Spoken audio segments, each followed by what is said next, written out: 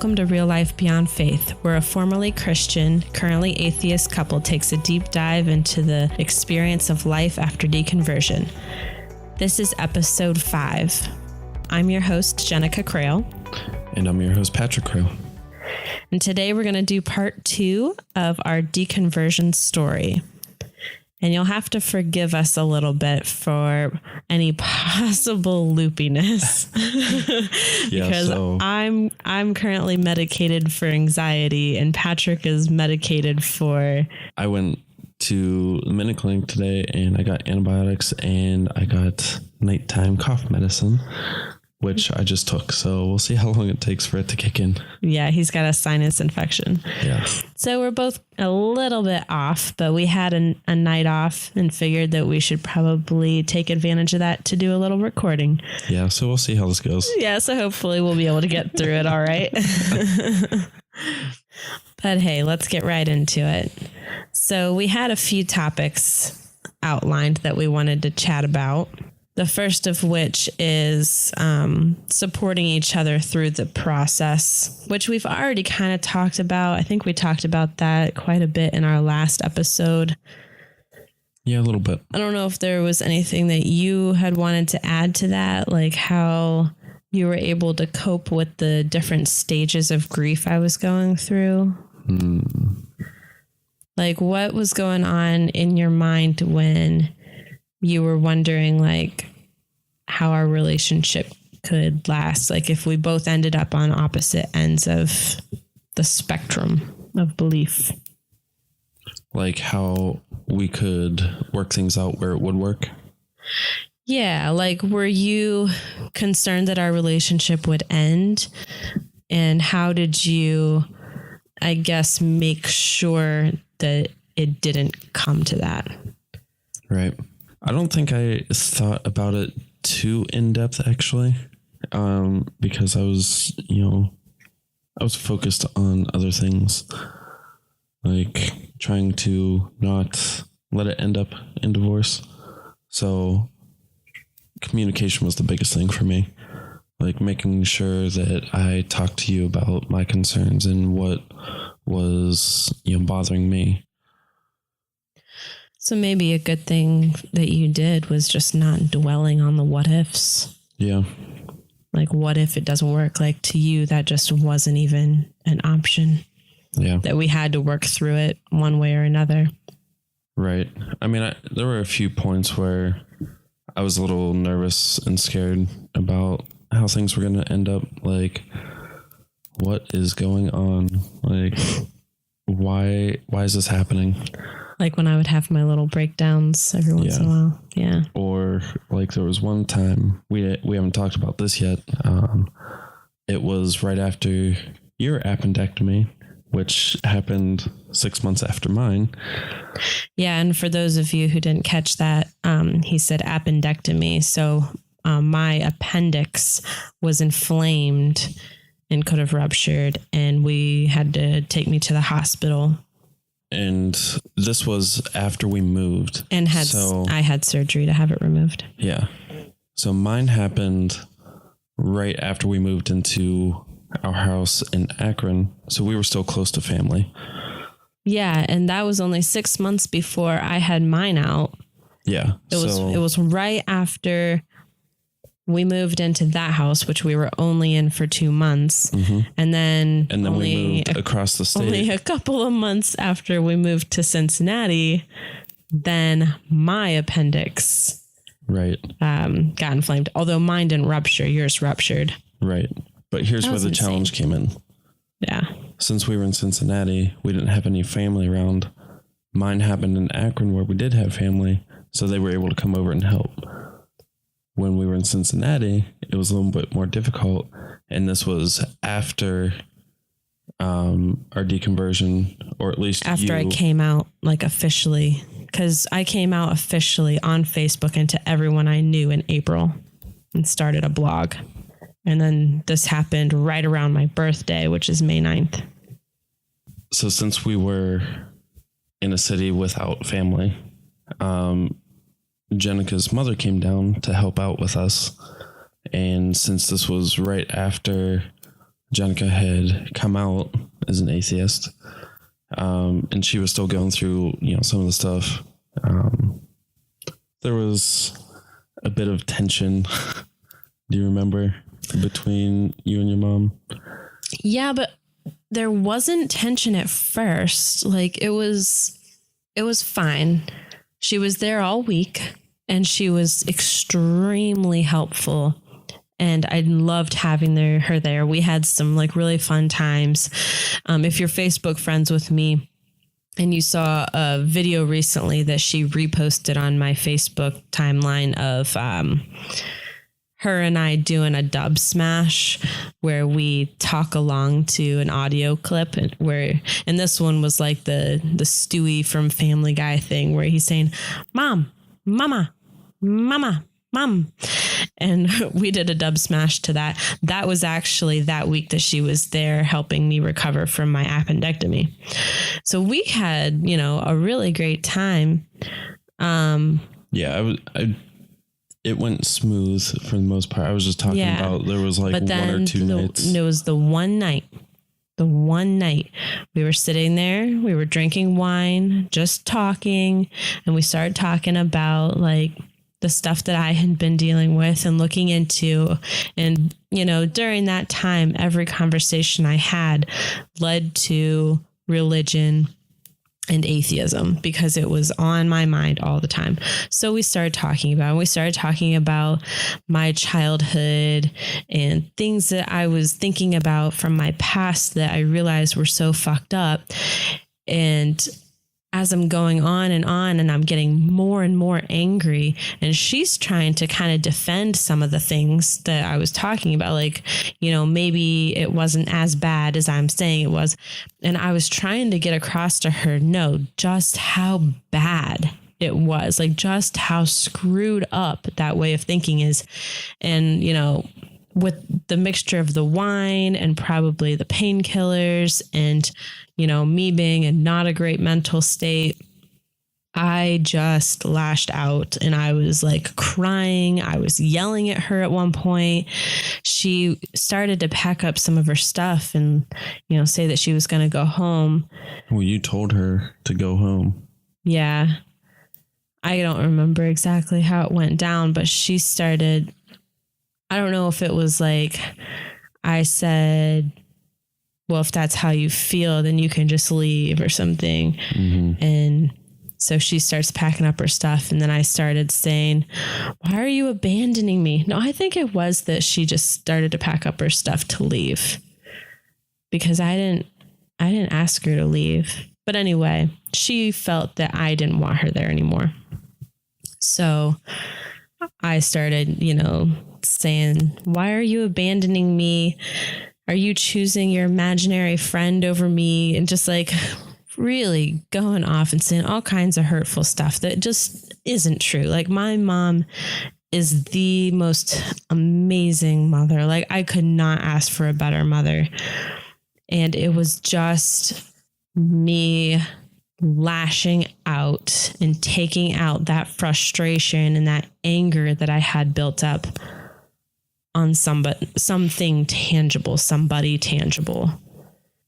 And it ended up being like a pretty shitty night. Like I stormed out the back door and walked down the sidewalk.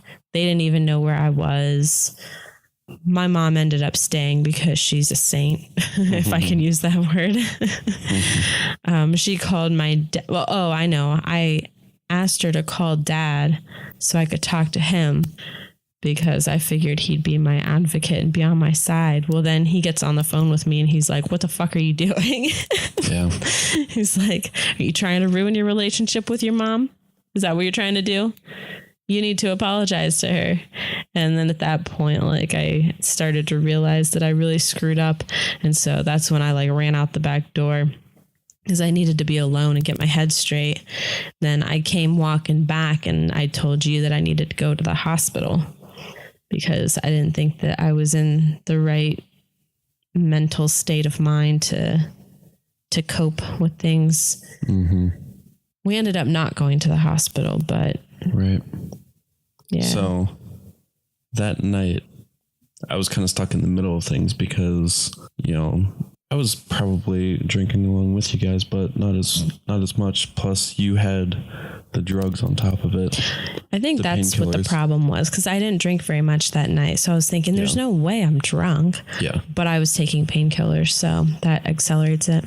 But that was one of those nights where I'm just watching things happen. I'm like, what is going on? How is this gonna, turn out? Like, is it just falling apart right here? Yeah, and that's the big thing that we didn't want to happen, is losing our friends and family through this. Yeah. And here I was, like, almost bringing it upon us and then blaming my mom as if she's the one abandoning me, when really it was just me being ridiculous and blowing everything out of proportion. I think that's a really good thing to keep in mind and be careful of, especially when you're a new atheist and you've got all of this heightened emotion. You have all of this like anger and resentment from the things that you've been taught over your life that you now see as bullshit.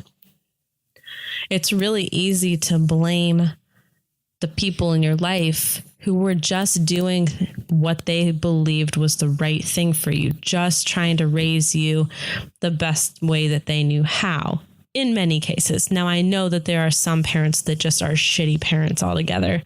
I'm talking about those good parents who just want what's good for you.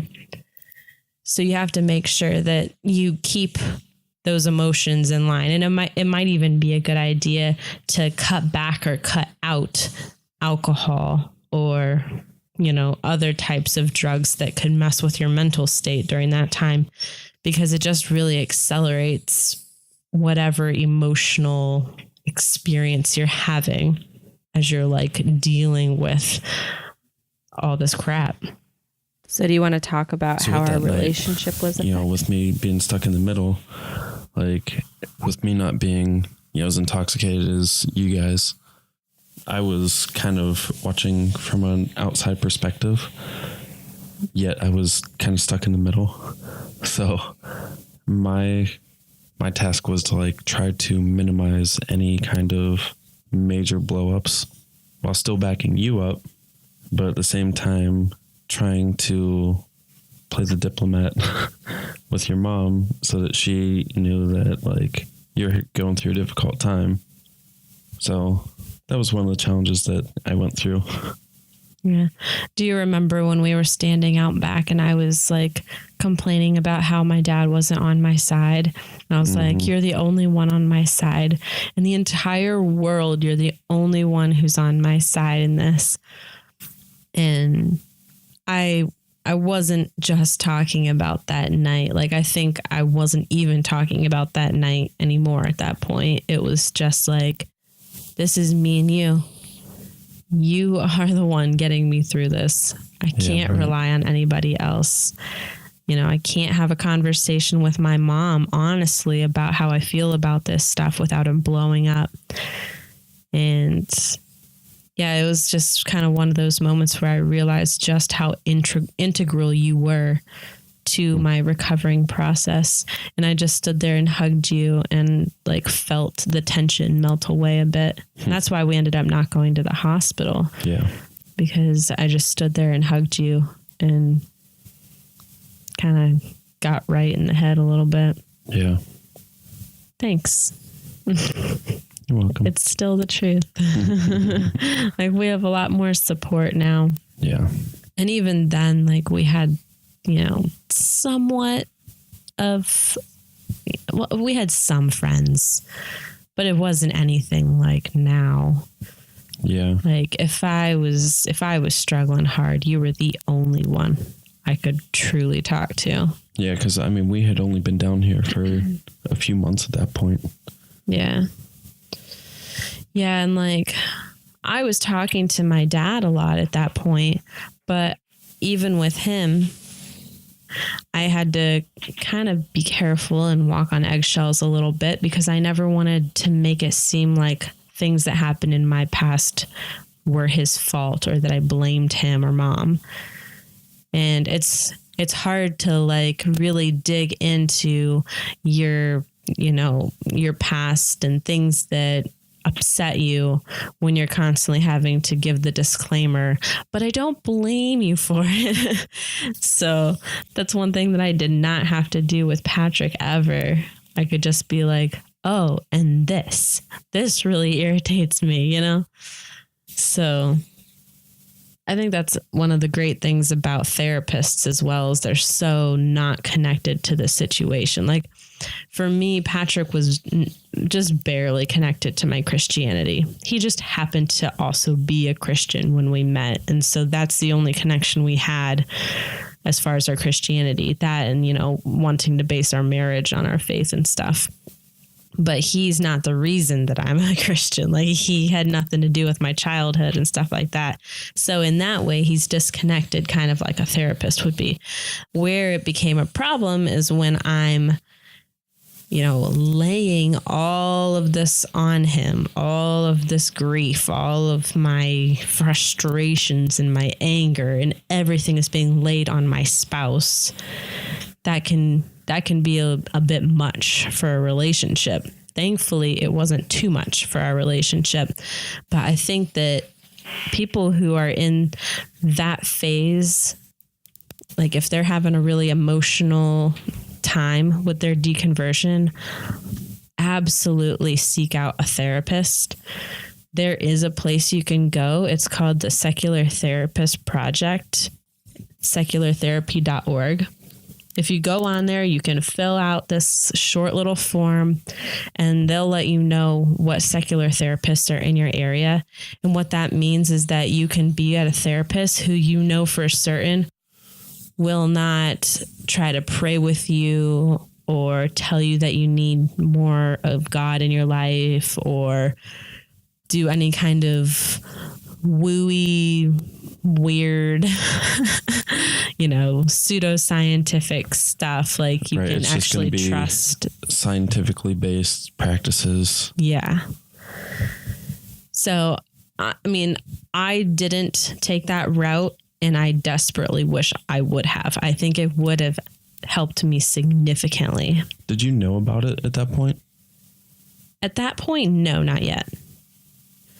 But soon after that, because I was actually a hotline agent by September of that same year. Right. But I don't think there are any secular therapists in our area, because I tried doing the form and I don't think I got any results in this area, which is a bummer. So if you're in the Cincinnati area and you are a therapist and you're secular, please go to seculartherapy.org and register as a therapist there because we need you. So do you want to talk a little bit about how our relationship has been affected by our deconversion? Yeah, let's do that. All right. So I would say one of the biggest things, at least for me, is that I dropped all of my guilt. Mm-hmm. Like all of that sexual shame and guilt that I brought into our marriage just fell off of me. My guilt about not being a good, godly wife fell off of me. All of a sudden, that pressure was gone. The pressure to be a submissive wife who, you know, pushes you to be the leader of our relationship. I finally was able to realize, like, I don't have to push you to be the leader. I can actually take the lead if that's my, you know, skill set. And it turns out leadership is in my skill set. So I just started kind of taking the lead in things and feeling pretty damn good about it because I'm good at that. Did you notice that as well? Yeah, that you were inclined to leadership.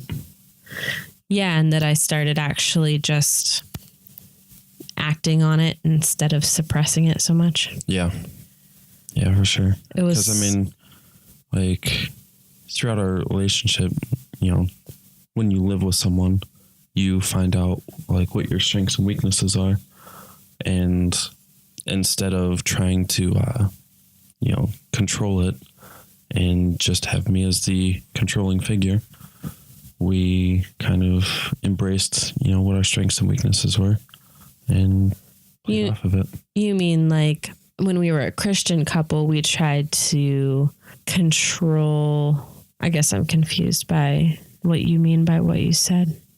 You mean like when we were Christians, we knew what our strengths and weaknesses were, but we had to try to manipulate those to fit into the godly biblical standards or like roles.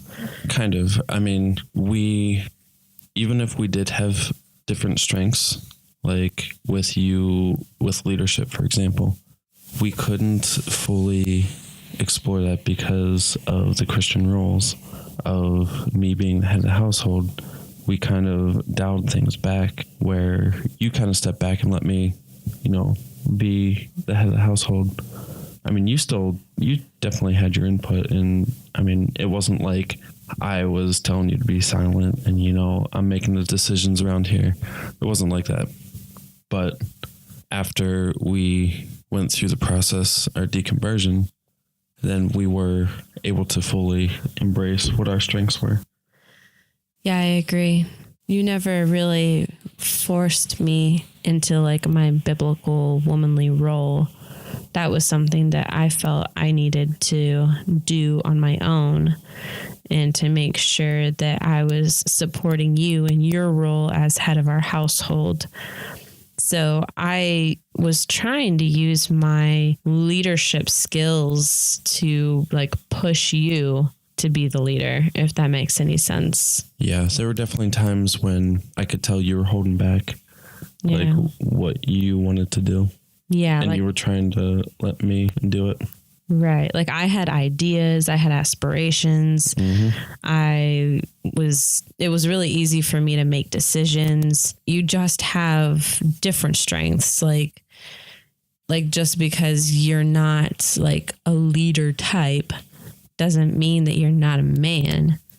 And I think that's one of the things that we realized when we left religion and left all of those ideas behind us is that your strengths don't have to match up to this weird manly stereotype of you've got to make the decisions and make the calls and take care of your woman. Like, no, actually, in our relationship, it works better if I get us started with things.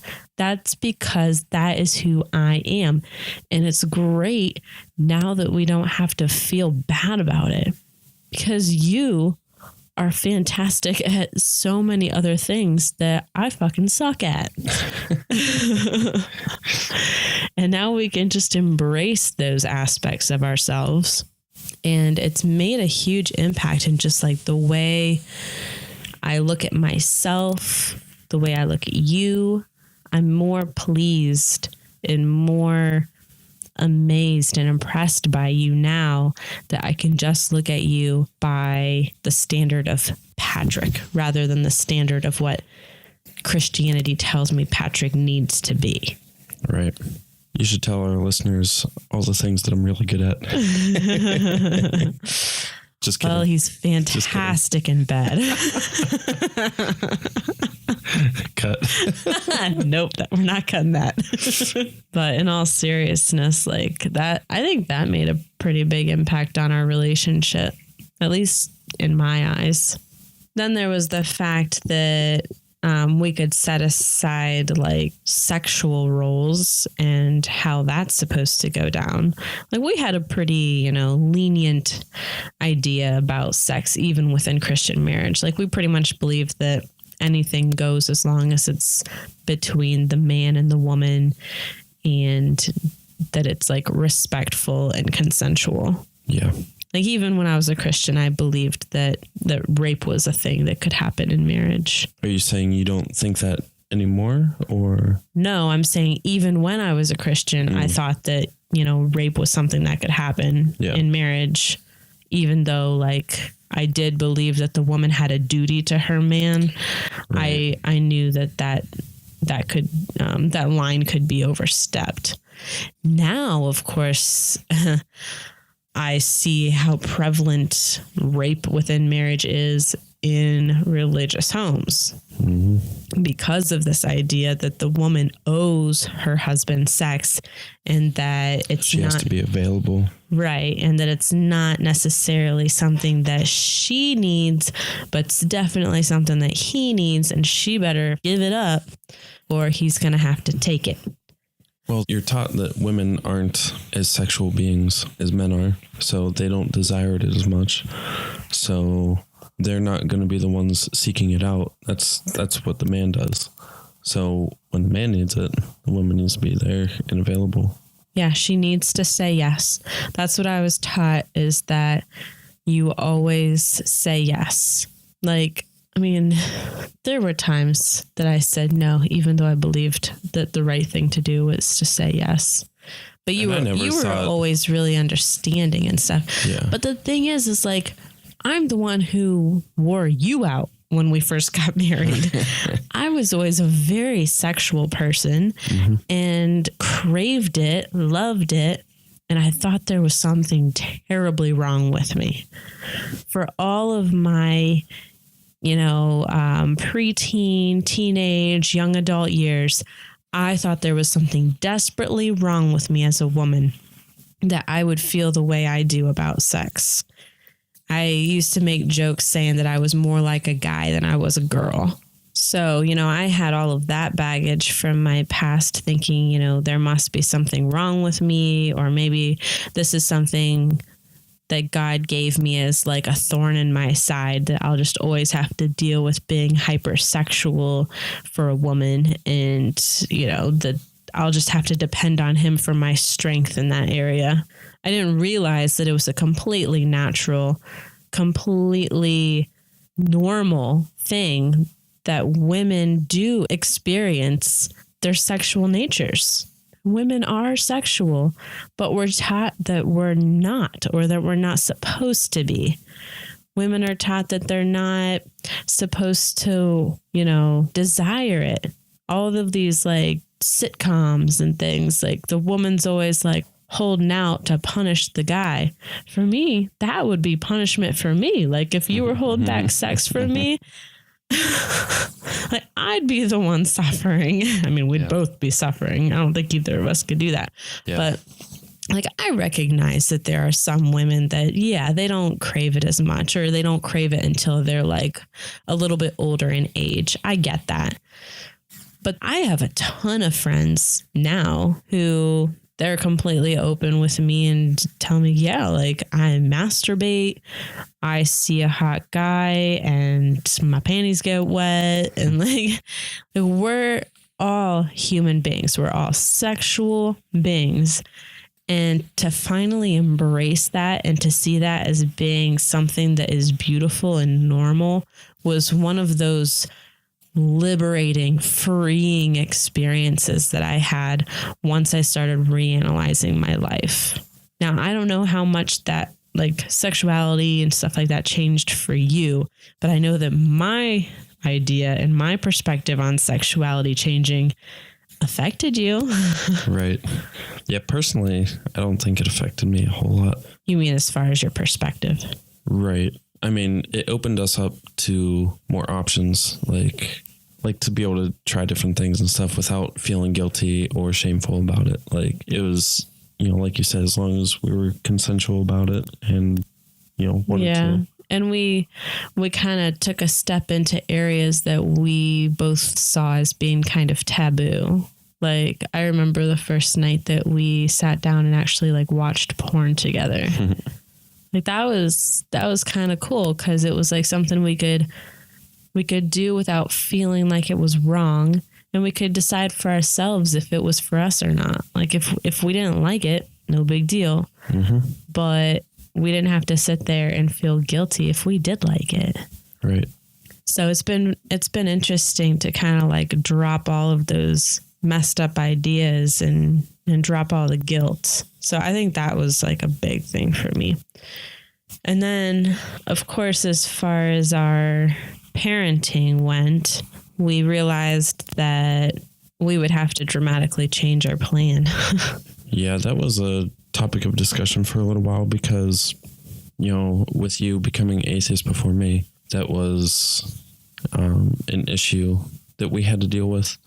Like, what do we do with them? Do we, like, if I remain a Christian, do we take the kids to church, or do you let me, or do we just not involve them? You know, how do we go about doing that?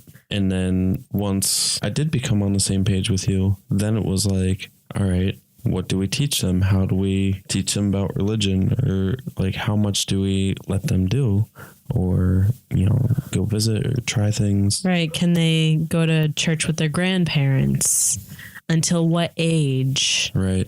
Or like, do we want them to even go at all right now while they're little sponges? Do we wait until they're a little bit older and understand what's going on? Like, there's just so many questions. It's just hard to figure out, like, all of these different questions all hitting you at once. And you're kind of pressed to make to come up with an answer, because these things are being thrown at you. Like, we're going to visit the grandparents. They're going to ask to take the boys to church. We have to come up with our answer for this huge parenting issue right now. Yeah. Like, very little time for research. I can't just sit down and read a book in an afternoon. Like, we had to just kind of make stuff up as we went, and a little bit of a trial and error. And right. See what we were okay with and what the boys were okay with. Yeah. And I mean, the boys, like, they can't even give much feedback because they're just, 3 and 5 years old. And right. But I mean, as far as like, if we let them go to church, like, how do they respond afterwards and see? Yeah, I think that was a big indicator to me that they were okay, because we would talk to them afterwards, and I'd ask Ethan, so what did you think of church today? It was fun. What'd you learn? I don't know. Sang some songs and played games. Yeah. Like, did you learn about God? I think so. What'd you learn about him? I don't know. Yeah. And then, but I mean, that's not necessarily indicating that for sure he didn't actually pay attention and that some of those things are like in his brain. But there were like times when he would talk about God and be like, Mommy, is God kind of like a ghost? I was like, kinda. So, and he's like, so he's not real? Like, no, it's just a story, just like ghosts are a story. Some people believe in ghosts. Some people believe in God, but they're not real. He's like, oh, okay. Yeah, you're right. That's my boy. He's a lot more skeptical than I was at his age. Yeah. And I think it's because we're trying at least the best that we can to raise them to know how to think rather than what to think. Right. I don't want to tell them what is true. I want to ask them what they think and then give them information that I know and let them mess with it a bit. Like, there are some things where I just have to tell them what is true and what is not. Like zombies, no, zombies are not real. Please do not believe in zombies. Like, like I don't want them to like be afraid of things. But like with the whole God question, like I'll ask him questions, especially as he gets a little bit older. I'll ask him questions about like the gods that people believe in. Like if it's the Christian God, I'll ask him like, do you think that a good God would send his children to get hurt and burned with fire for forever and ever and ever? Do you think that God could be good? And see what his answer is. Like, obviously that's a leading question, but honestly, like that's just, what we're faced with. I was going to say, with stuff like that, I like to, ask him leading questions and kind of use the Socratic method and ask him what he thinks about things, or, what do you think about it? Or do you think this is true? Or, lead him on to try to solve the problem instead of giving him the answers. Right. Yeah. And like, depending on what age he's at, will be less leading and more just challenging. Like, right. And like you said, with like the zombies, like some stuff you just have to tell them outright. Like, no, it's not true. Or, right. This is how this works. At some age, I'll sit him down and I'll challenge his atheism, because I'm very good at evangelism. Right. I was trained in that my entire life. So I can sit him down and I can be like, well, how do you know there isn't a God? When you look at this beautiful flower put together just perfectly, how can you say that just happened by chance? And I'll see if he can come up with a valid answer, if he stumbles over it a little bit. So parenting has definitely taken a different turn than what we were expecting when we first got started. Yeah. But I think it definitely frees us up a lot more to, first of all, to be us, to be who we are in front of our children. I know that a lot of people have different opinions on this, but Patrick and I, we just talk to each other normal in front of our kids, which includes swear words sometimes. And we just teach them, what the word is, when it should and should not be used, why it's used, that it's an adult word, and that way it's not some kind of a taboo thing. But they understand that all it is a word, and what matters is how you use it. So that was one of those things that kind of changed too. You're still a little iffy on that one, I think. I think I'm more free with my language around them, and I just make sure that they understand what's okay and what's not okay to say. Yeah, and it's not like we talk like. Yeah, I mean, we're not a couple of sailors around them. Patrick and I will be having a conversation and a word slips or whatever, and I don't cover my mouth or act like, oh, I just said a terrible thing, because I don't want them to, get that idea in their head, that words are sinful or something. It's not sinful. It's just a word. Things that are taboo are more desirable to try out. Yeah. So if it's a non-taboo thing, then it's not something that, well, the thing is I don't even care if they get to be a teenager and they swear a lot. It's just a word. Yeah. Okay. But they need to know this is when's the right time to use it and when is not. Yes. And you and I have, different ideas on how often words should be used. Yeah. But it's been one of those topics that is actually up for discussion now, because before it was everything that comes out of your mouth should be something pure and glorifying to God. And swear words are not pure and glorifying to God.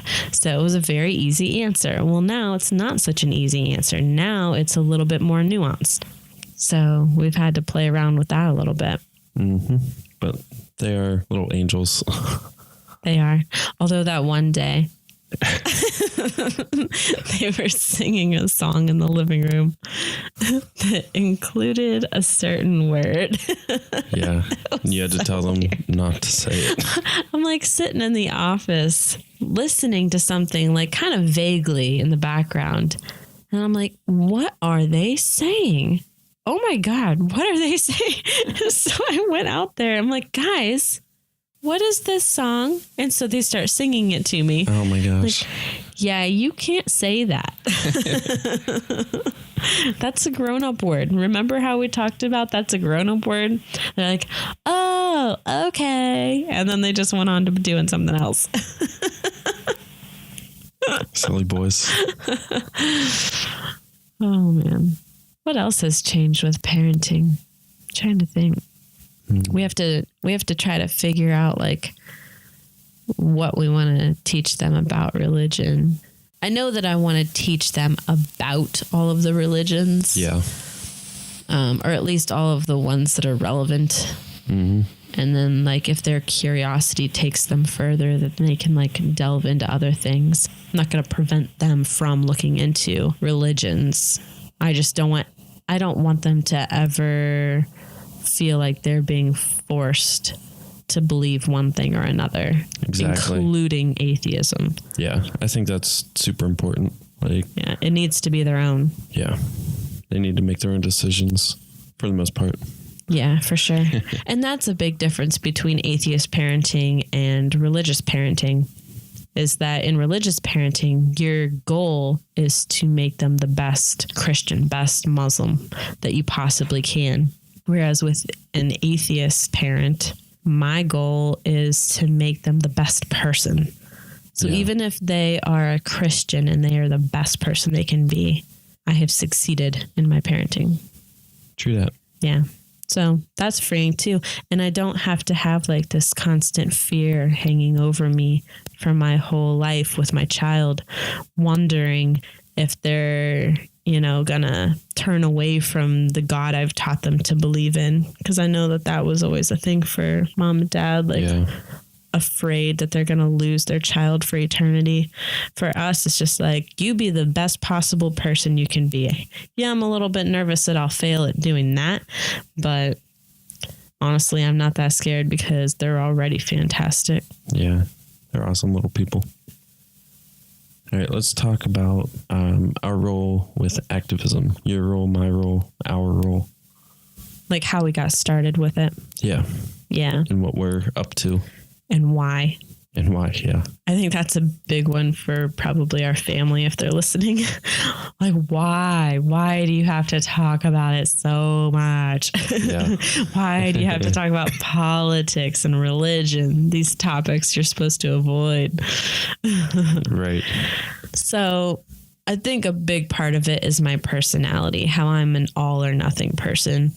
When I became an atheist, I wanted to tell people. I wanted it to be just out there so I could continue to live my life as an open book, because that is, what I had strove to do for so long. I wasn't going to stop now just because I changed my belief system entirely. In fact, I wanted people to know so that they could give me feedback, so we could have conversations and debates and everything like that. So I got out there and I told my family and my very close friends in an email or in person.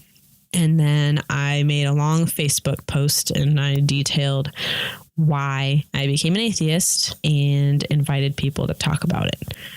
The next step after that was, I think it was only maybe a week or two later, I started my blog. Right. And the blog was called Real Life Beyond Faith. Now, when you started that, was your goal to publish it, or was it more of writing down, kind of like a journal, writing down your thoughts and just getting your thoughts organized and onto paper, as it were? What was your purpose for starting that? I wanted to publish it. I wasn't sure that people would actually read it. So in the back of my mind, I was thinking, well, if nothing else, this is kind of like a journal for me. Because honestly, I didn't think that people would read it much. Because who am I? I'm just like some random chick who just became an atheist like a minute ago. Yeah. And now I have all these ideas about it. It's kind of like starting this podcast. It's like, I'm not sure if anyone's going to listen, but at least we can talk about it. Right. Well, plus, and we have a bunch of I know, I'm just atheist kidding. friends and stuff now. Back then, it was I had been an atheist for 2 or 3 months, and then I'm starting this blog. And what kinds of insights could I really have at that point? Yeah. Although I do read back on those, and they are actually still pretty good, and I still agree with most of what I said. But I started the blog because I wanted it to be helpful to people, if at all possible. But mostly I thought it would be helpful to me as kind of like a therapeutic outlet for getting this stuff off my chest and exploring topics, doing research on topics that were relevant to me at the time. I wrote a blog post that was about interfaith marriage and marriage beyond faith. Mm-hmm. And those things were really relevant to us at that time because you were still a Christian at that time. And I was trying to figure out, okay, how do I make this How's work? This gonna work? And do the statistics support us staying together? Right. Didn't. So I knew we would have to work really, really hard. And so I looked up ways of how we could make it work. So that was really cool. And the blog, I wasn't really active on it. I would write a post maybe once a month, twice a month at first. And then I kind of just dwindled off, and I was writing them whenever I felt like it, pretty much. Yeah. Which was fine because I hadn't promised to be consistent with it at all. And I didn't have like a following or anything like that. Right. It wasn't a commitment. Yeah, it was good for me at that time because I didn't want pressure on me. I just wanted to deal with things in my own timing. Right. Get your thoughts out as you want to deal with them. Yeah. And then I got involved with recovering from religion because I was listening to a podcast, and I was obsessed with podcasts. Yeah. Still am. I'm saying was. I still am obsessed with podcasts, but I seriously had a podcast going in my ear at all times, like all of my spare time. And at that point, I wasn't working. So, and then even when I started at Starbucks, I would listen to podcasts while I was cleaning up at the end of the night. So just constant stream of podcasts. Well, I heard about the Recovering from Religion Hotline Project, where they had volunteers who would answer the phone for people who were doubting or who had left their faith and had questions and were struggling. And I thought, oh, I can do that. I could be an agent. I could answer the phone and talk to these people about what they're experiencing because I experienced that. And this could be one way that I could turn my negative experience into a positive. And that's one of those things that's really important to me. I don't want my negative experiences in religion to stay negative. If I can take those experiences and use them in some way now, then they turn from negative to positive. So that was one of those ways that I could do that. So I immediately contacted the Recovering from Religion Hotline Project and got plugged in with that. What podcast did you hear it off of? That's a good question. Do you remember? Was it Secular Sexuality? It might have been a few different podcasts. I was listening to so many at the time, and I think they were interviewed on a couple of the ones that I was listening to. So yeah, I just thought it was a fantastic idea and much needed. And so I got plugged right into that. And then right after that, like pretty much right after that, I became friends with David Smalley and Brandy Madden on Facebook because I was listening to Dogma Debate a lot. And I just messaged them both. Like whenever I would friend someone who I, really admired or whatever, I would message them and just kind of say, hey, thank you for what you do, blah, blah, blah. Well, they both responded, and I had like short conversations with them when they did. Well, then one day out of the blue, David messaged me and asked me if I'd be interested in helping them out with something. They had just done one of their broadcast-a-thons and needed a little bit of like volunteer help with something. So I started volunteering for them, and that quickly turned into more of a part-time, full-time thing, like handling social media and such, still as a volunteer. And long story short, that ended up becoming a paid position, and I took on even more responsibility, and I was working for them pretty much full time. Well, that ended up like pretty much being all of the activism I could do at that time because I was dedicating. Yeah, it definitely kept you pretty busy. Yeah, I was dedicating all of my spare time to that because I was working at Starbucks. I quit Starbucks and I was just doing Dogma Debate, but I had just enough time to do Dogma Debate off and on throughout the day, take care of my kids, make dinner, spend time with Patrick, do whatever, social things that we would do, which wasn't very much because we didn't know anyone in this area. And so that was my activism during that time. And Patrick was more like just a support during all of this. Like he didn't get involved with the Hotline Project. He didn't really get involved too much with Dogma Debate. Whereas, he did do like some video work, but my job with Dogma Debate only lasted, I think, 7 to 9 months, something like that. It was great working for them. For the most part, we had our ups and downs and stuff. We spent some great time at the Reason Rally with them and a group of people who came to see Dogma Debate, or at least meet up with us in Dogma Debate. And now we're good friends with a good part of that group. Yeah, we met some pretty amazing people that day, like Alicia, Nadia, Justin Krebs, Jeremiah Bannister, Adam and Mel Rice. Yeah, Greg Vining, Jillian. I'm sure we're leaving some. Bobby and Ashley. Bobby and Ashley. Yeah, which I had already met Bobby and Ashley, but like just to have them all there all at the same time, that was such a cool experience. And plus we got to meet all kinds of other people too that weren't even like meeting up with our group. Yeah. Like Trav Moan, Callie Wright. We got to hang out with Seth Andrews for a little bit. Yeah, Seth. Yeah, we hung out with Seth at the after party for a while. We just like stood outside the after party in the lobby, just like chatting with him for probably an hour and a half. Yeah, that was kind of awesome. Yeah, that was really cool. One of the highlights. And our good friend Grant Maloney went with us to that. Yeah, that's right. That was fun. Yeah, it was a good time. So it was, I don't know, maybe a few months after that I ended up quitting with Dogma Debate.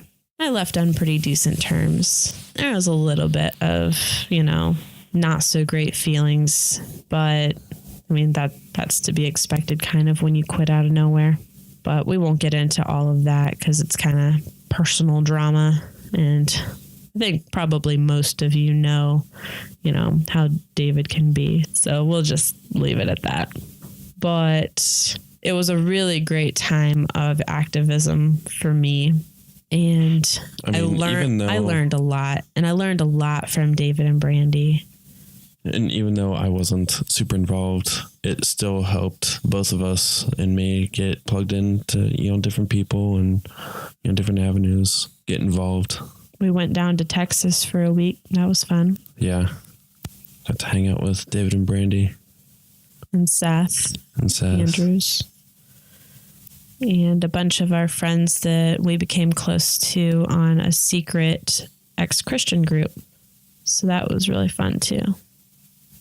But it's a secret. Can't know about that. Yeah. Never mind that part. No, but it was really great getting to know a bunch of people and building relationships.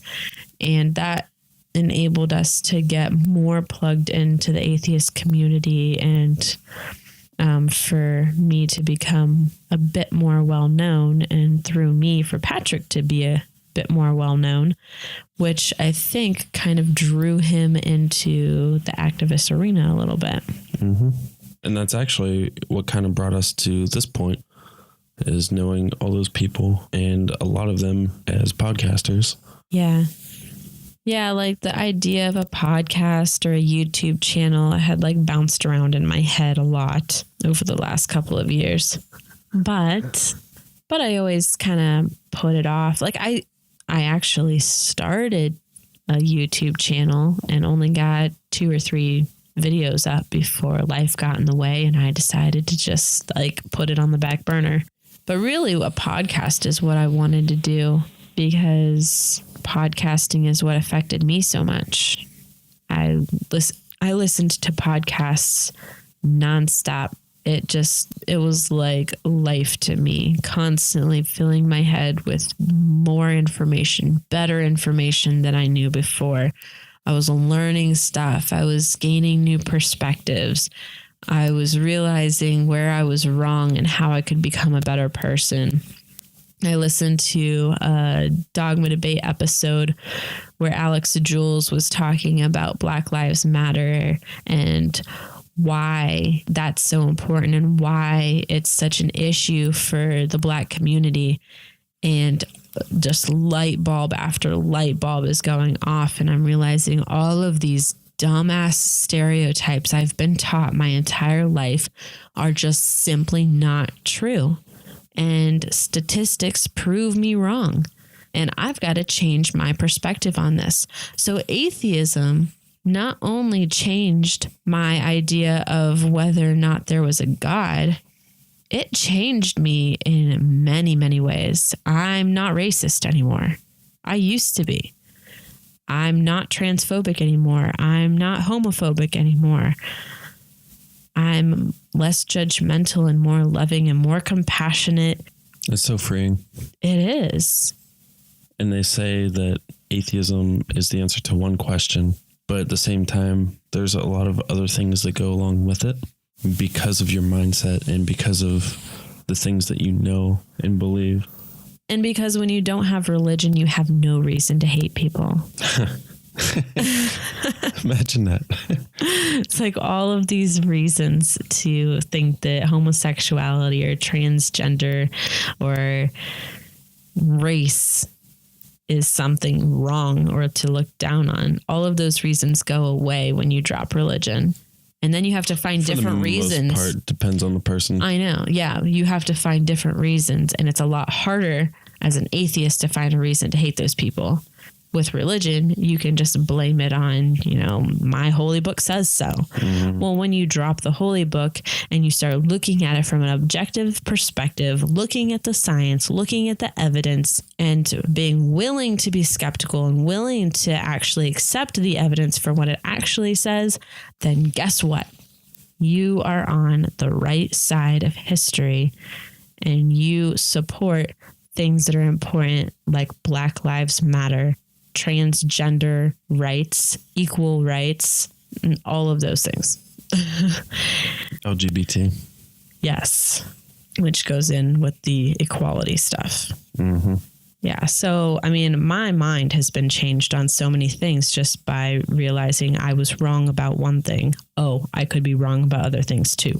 Yep.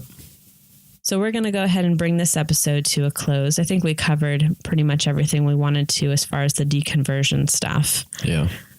Well, we got into sex a little bit in this episode. We're going to do a whole separate episode of its own on religion and sexuality and how atheism changed that for us. That should be fun. Oh, yeah. We do like to talk about sex. But for this episode, we're coming to a close. If you want to find us on social media, we are on facebook.com/reallifebeyondfaith. We also have a Twitter at RLBFpod. Our email address is reallifebeyondfaith@gmail.com. And of course, we're on Patreon. Patreon.com/reallifebeyondfaith. You can look at the different reward levels we have and choose what fits you. And thanks again to our current supporters. We greatly appreciate all of the support, and you guys make this possible. I know you hear that on podcasts all the time, but it's because it's true. So thank you so much. There wouldn't be a reason for a podcast if we didn't have people supporting and listening to us. So right. Thanks for that. But the financial support is especially nice because that helps us to actually function. Right. And to, put the audio out there. So we greatly appreciate you guys. I think that's it. We'll catch you next week. And in the meantime, keep it real. Out.